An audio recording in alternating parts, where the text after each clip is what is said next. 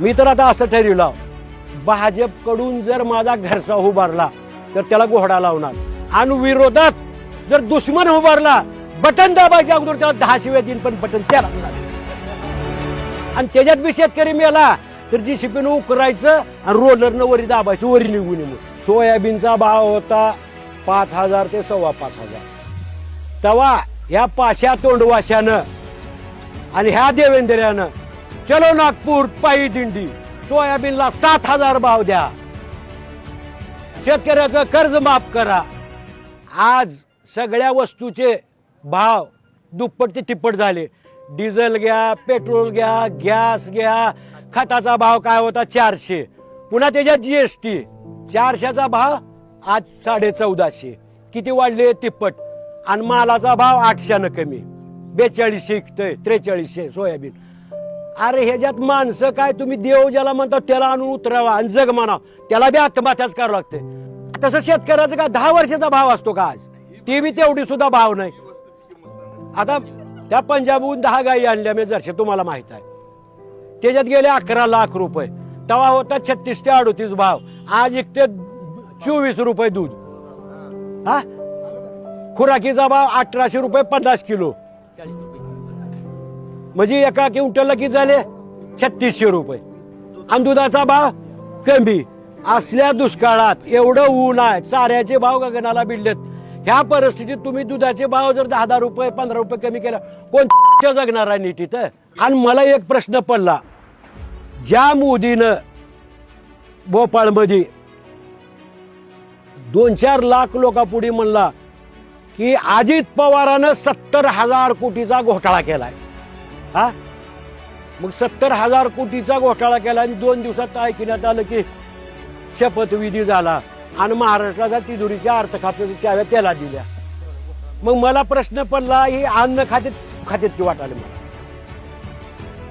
कारण अन्न खाणार तर एवढं लबाड बोलणार नाही. 100 कोटी पैसे लागले त्या केजरीवालच्या माग, कुठं सापडालं नाही. 1.5 वर्ष झालं ईडी छापे मारून 25 बेजार आहे, 1 रुपया सापडला नाही त्याला मधी. आणि 70 कोटीवाल्याला उपमुख्यमंत्रीपद.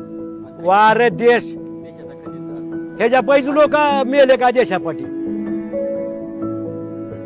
हा, आणि ती देव देव म्हणून. अरे कुठं आहे स्वतःची माई बाप सांभाळणार, कुठे आणून देव दगड, आणि ज्याला करायचं ते करल ना तिथं जाऊन देव देव. मायबाप सांभाळायला तयार नाही आणि राम राम. बर तुम्ही हिंदू आहो, राम दाखवला तुमचा, 10 फुटाचा मोदी 2 फुटाचा राम तुमचा, तरी बी तुम्हाला राग आला नाही. म्हणजे रामाहून मोठा आहे का मोदी?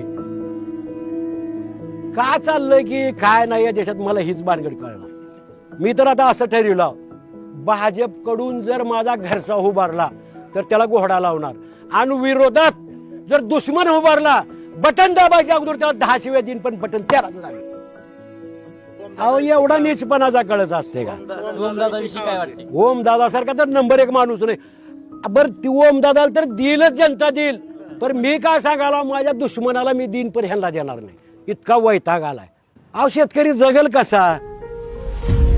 आणि जे 4 पैसे आहेत नोकरदार ती दिमाखाने बोलते ती शेतकरी असेल म्हणून. अरे तुझे 2 महिन्याची पगार नाही होती, तुझी माय रडत बोंबलं तिथं. आमचे तर 6-6 महिने उसावाचे बिल देत नाहीत. फडणवीसनं राष्ट्रवादी फुलली, शिवसेना फुलली, ह्याच्याबद्दल काय वाटतंय तुम्हाला? त्यांच्याजवळ माणसंच नाही तर आयतेच घ्यावं लागतं. याला 1 बी लेकरू झालं नाही, कुठलं आणते मग? सगळे बाहेरले आणावं लागते. आणि जे देशात जेवढे पक्ष आहेत त्याच्यातले जेवढे भ्रष्टाचारी बलात्कारी टोटल भाजपमध्ये आले.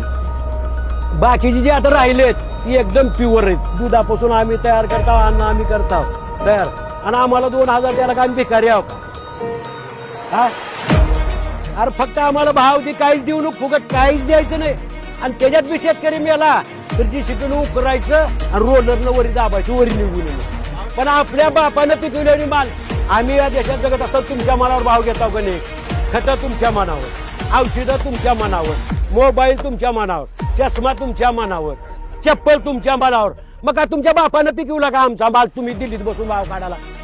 तर चोदानं जी रॉ मटेरियल आहे खतासारखा भाग, ती तुमचं 400 ते 1400 केला. आणि जवारी केल्या 3,000 रुपये. जवारीला ही रॉ मटेरियल घालून जवारी बनवायची, ती रॉ मटेरियल चाललंय 3,000 रुपये आणि जवारी बी 3,000. कुणाला परवडणार आहे? कच्चा मालापासून उत्पादन केल्यावर त्याला भाव जास्त पाहिजे का? काहीच नाही. मी कामाला मला ह्याच्या पुढलं एक बोलायचं आहे की बाबा या लोकांनी खरा देव कोण आहे हीच ओळखायला नाही. तुम्हाला पटतंय का बघा.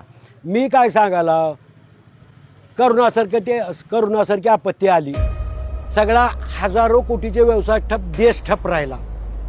तसं जर फक्त आम्ही शेतकरी जर ठप राहिलो असतो, सकाळी जर आम्ही गाईचं म्हशीचं दूध नाही काढल्यावर तुम्ही काय उत्पेत होतो चहाच्या जागी? हा, आणि आम्ही जर समजा भेंडी गवारी मिरची जर नाही तोडून आणल्यावर काय खात होतो तुम्ही? तुमचे देव तर कुलप लावून होते, शिर्डी इट्टल बालाजी सगळं. आम्ही सकाळी जाऊन आमच्या जीवाची पर्वा न करता, आम्हाला जीवाची भीती नाही का, तरी पण आम्ही दूध काढून आणलो, माळवे तोडून पोच केलो म्हणून खाल्लो तुम्ही. मग देव कोण आहे? शेतकरी शेतमजूर देव आहे का दगड देव आहे? मोदी नाही, ती देव नाव माणूस म्हणायच्या लायकीचा नाही. एवढा लबाड बोलतोय राव. आजपर्यंतच्या इतिहासात मी इंदिरा गांधीच्या काळापासून आणीबाणी सुद्धा बघितलं, कुकडे बिकडे मध्ये घातलेला, पण एवढा लबाड माणूस बघायला नाही. आता ही लोकांना काय वाटतं भाजपचा? मी अजून गडकरीच्या विरोधात एक शब्द बोलला नाही आणि अटलजीच्या एक शब्द आतापर्यंत बोलला नाही. जर कुणी ऐकलं असलं तर इथे कपडे काढतो, बुटाना मारायला चालू करा. काय एवढे लबाड असतंय का? काय बोलतात? अंधभक्ताबद्दल काय बोलायची गरज आहे? ती कायम तशीच राहणार. कारण आयते मिळालेलं असतंय, जेव्हा कष्ट करून खाल्लं त्याला कळतंय काय किंमत असते. आयते का बाळा लालची लोक, पैसे बिसे काय गुत्तेदारी. आमचा कार्यक्रम तसा नसते, शेतात काम करायचं आणि येऊन बोलायचं. नाही, विषय आता दुसरा नाहीच. कुणी काही राहू, फक्त भाजप सोडून ती त्यांच्या विचाराचे जी 2-3 गेलते त्यांना सोडून कुणाला बी त्यांना तर विषयच नाही. हिंदू संस्कृतीमध्ये आपल्या इथं काय पूजा साधी बी असली तर नवरा बायकोची जोडी लागते हिंदू संस्कृतीमध्ये. आता घरी सुद्धा आपण कार्यक्रम केलो तर जोडी लागते. मग तिथं रामाची प्रतिष्ठा होती समजा, तिथं लागत नाही का? तिथं तर तिन्ही बी रेंडवे होते.